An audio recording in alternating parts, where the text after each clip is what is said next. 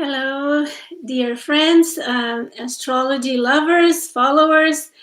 I'm here again, Sat Sangat, with the astrology of the new moon in Libra today, around noon, depending on where you are in the planet. So thank you for watching, and you're welcome to my channel. I invite you, if you like my work, I invite you to share my videos in social media, or if you're not comfortable sharing in social media, you can, for example, share through WhatsApp or other private ways, or you can visit my blog. I will put the link in the description box below. I will try to do kind of a summary of this new moon. I wrote the complete report in my blog. So I will refer you to that blog post, so you can read more about it. So I'm trying to shorten the videos. I found out that when the videos are kind of long, people don't stick with them until the end, and it's understandable. We are all busy, and probably we don't have time to spend 1 hour or two watching a video. Anyways, I invite you to follow me on social media. As I said, I'll put the links in the description box. So let's jump on to the new moon in Libra. So this new moon screams relationships all over the place. First of all, the conjunction of the sun and the moon is in Libra, the sign of relationships. So today they show a full relationship, or the fullness of the relationship with Chiron, because the sun and the moon are directly opposite Chiron. So it's like a time of fruition in our relationships. And that cycle, Chiron, the sun, started on March 22nd this year, when the sun conjoined Chiron. And again, I will refer you to my blog to read the series on Chiron that I wrote, and where I every time they activated the sun or the other faster planets activated Chiron, I wrote for every month the activation. So you'll find a lot of information on the process of that relationship, the sun and Chiron. I also have one of the posts I wrote was about the relationship of the moon with Chiron every month. So there's a lot of information, additional information that you can find out if you happen to remember something from the month of March that is coming to fruition, or you are becoming aware of today, this new moon. So as I said, it's very related to something that started when the sun conjoined Chiron then. So this new moon opposite Chiron shows us the pain to be ourselves. So that's why I titled the article "The Pain to Be Me." And let me explain some more about it. Usually, what happens is that we we see ourselves reflected on another, like on a mirror, right? It could be another person, it could be an event, it could be circumstances that show us something that we feel we're not good enough, we're not measuring up, because Chiron in Aries is about the inadequacy of being who we are, the vulnerabilities of our identity. So sometimes we feel that something is wrong with us, right? And that we are so different, and that we are so broken sometimes, that we have Chiron is very important in relationships, because it really, when we are in a relationship, it really touches deeply, especially close relationships show this we are vulnerable, right, in a relationship. So the relationship activates this very deep vulnerability in ourselves, the hurts, and oftentimes the childhood hurts come up, right? And Aries is the child of the zodiac, so it means that it's the first impulse of life, and when we are, is the child inside of us that is hurting, right? And that interferes in the relationships. And oftentimes relationships are there in order for us to heal those wounds, those deep wounds. I have written extensively about the activation of Chiron as an agent in the relationships.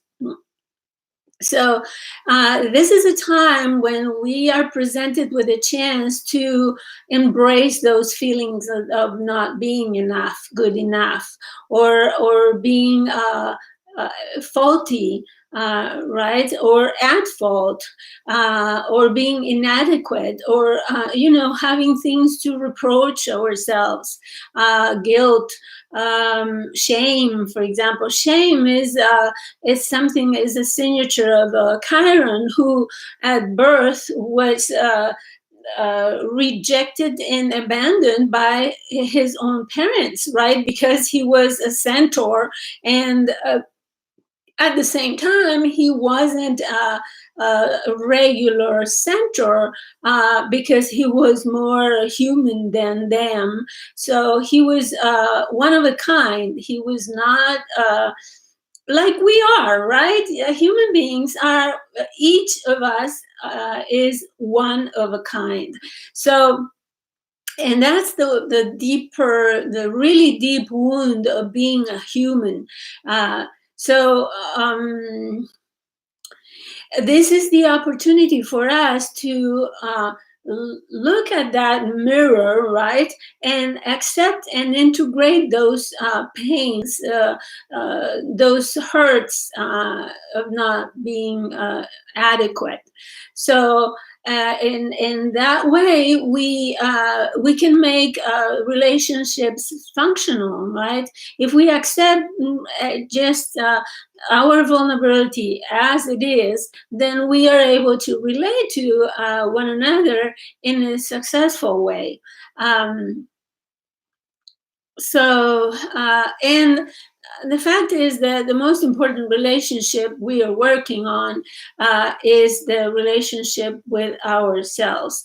So today, the mirror, as I said, shows us that painful piece, that fragment of our individuality that we need to integrate in order to love ourselves just as we are.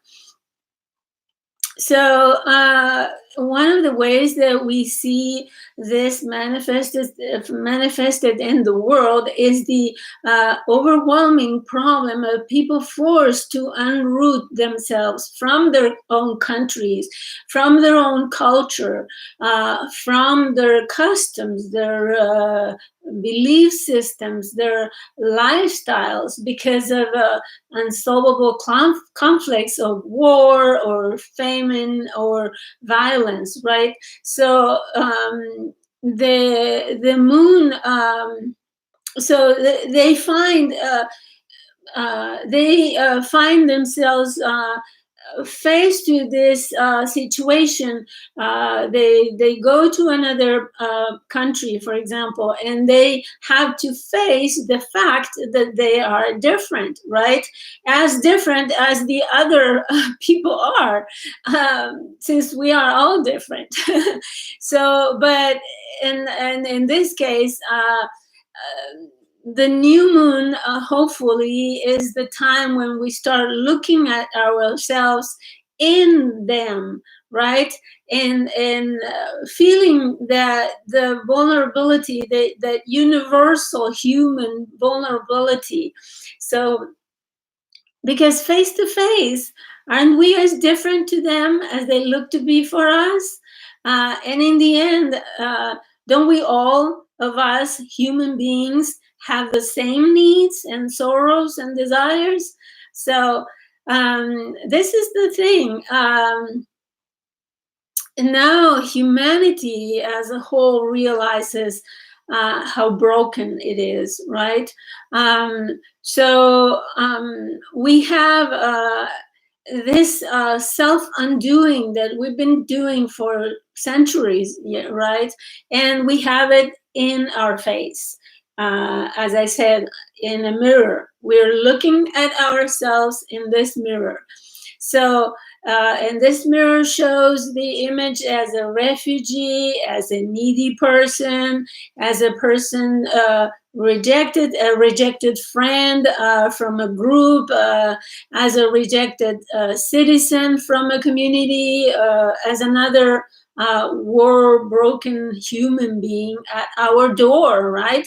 We are challenged to revise and adjust the social norms to liberate us from the conditioning that constrains us from accepting and allowing a relationship with the other who is different and is original, out of the norm, just as we are, right? So this is the new moon in an awkward aspect, quincunx with Uranus. So this difficulty to conform to normal expectations. So, and this is seen all around the world. We cannot conform anymore to what is considered normal up until now. There's no more normal anymore. So in order for us to break free, we want to rebel against those who don't tolerate differences. I think at this point, and with all those migrations back and forth everywhere in the world, humanity will be forced to bridge the gaps of differences and understand that whatever we do to others, we are doing to ourselves. And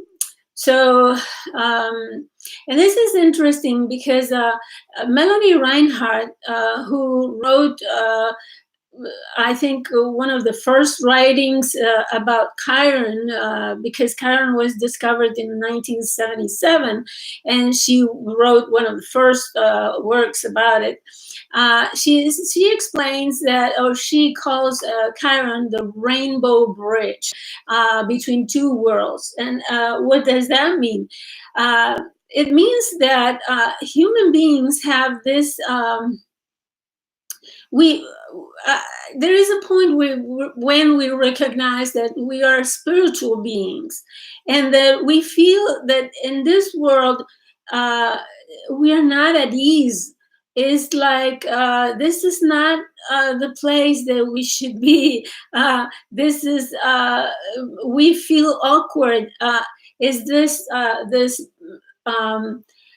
understanding that as spiritual beings, it's in between, Chiron is between Uranus and Saturn, right? Saturn represents the incarnation, the form that we take when we are born. We take a body, right? We take a physical form.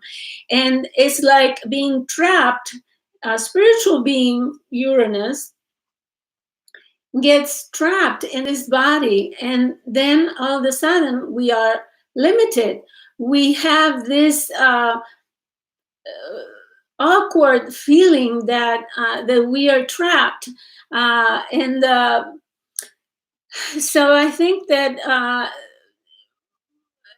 through this experience of uh, having to see the pain of the human beings in general, right, and all this this grief and this uh, strive to survive, because we see people with basic survival needs for food, shelter, safety, water, and so we finally come to terms with this understanding of our commonality. We are all the same.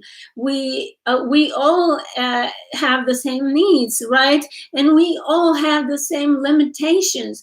And we all are spiritual beings trying to make this physical life that constrains us.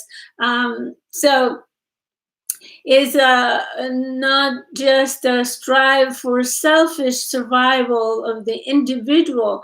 Now we will learn mutual cooperation, or we will need to learn mutual cooperation, because we will understand the downsides of the competition that is taking us to extinction.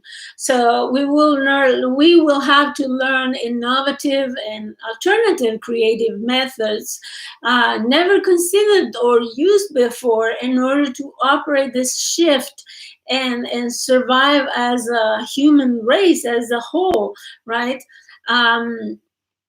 So now the new moon in Libra has the ruler of Libra, Venus, also in Libra.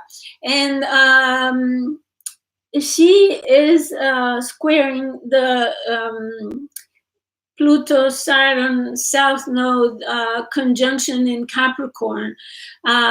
So this is these planets all together in Capricorn represent nearly extinct status quo of social conventions, political boundaries and regulations, right? The system, the establishment, the things as politically correct they should be. And so Venus, the values, right, and our desires are in conflict with that establishment. So we now Venus, and Venus is together with Mercury. So Mercury is, remember, the messenger of the gods. So he is the one taking the message, giving the message, and is giving the message of Venus. So Venus and Mercury loving considerations also call us out on the search for family, right? Human comfort, home safety, harmony, and the well-being of the children. So it's a calling for the motherly nurturance and care of the humans, represented by the square to the North Node in Cancer. That is the direction that we should take. So the South Node in Capricorn is an energy that is draining, that we don't need any longer. It's an energy that it won't take us anywhere. The direction is Cancer. The direction is family, home, comfort, and taking care of human beings, especially children, right? So on top of that, Venus sextile Jupiter. And so they together give the wisdom, and they open the door for Venus to appreciate different cultures and belief systems, and try to reconcile differences, right? Cultural differences. So we feel this strong need to do something that seems difficult in order to resolve the dilemma of the new moon with Chiron. Since Venus is the ruler of Uranus and Taurus also, so she has an idea or two to tell Uranus about changing values or finances, and our desires also. and adopting innovative and futuristic methods in order to resolve this problem. So, as I said, hopefully we have done our personal work in relationships. This way, we actively and consciously correct our course and heal our vulnerabilities. And in fact, we can use those vulnerabilities in order to sensitize ourselves and overcome them and heal them. So through Chiron teachings, we're able to improve our relationships. Chiron has a lot to teach us about them that can help us assess them, understand their dynamics. This way we can make decisions and live a happier and wiser and fuller life with that significant other, or with a lot of significant others. That is another human being, just as fallible as we are. So this is all I have to share with you today about this new moon in Libra.